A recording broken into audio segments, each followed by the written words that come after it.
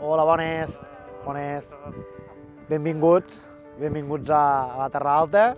Per mi fer país és juntar les forces en diferents àmbits del que treballem al país, crear sinergies, fer treball en equip, intentant fer també un turisme de sostenibilitat. Qui vingui amb un xec de Fem País a l'experiència de Marcats pel 38, crec que el que es trobarà és una experiència relacionada amb la batalla de l'Ebre, però explicada per algú que s'ha criat aquí. A part, mos hem criat en les històries dels nostres iaios, iaies, i una cosa que sí que hem volgut fer des del primer moment és defensar també el testimoniatge civil. Al final dius, hosti, i els nostres iaios o la gent que se va trobar d'un dia per l'altre al mig d'aquells combats, què va fer, no?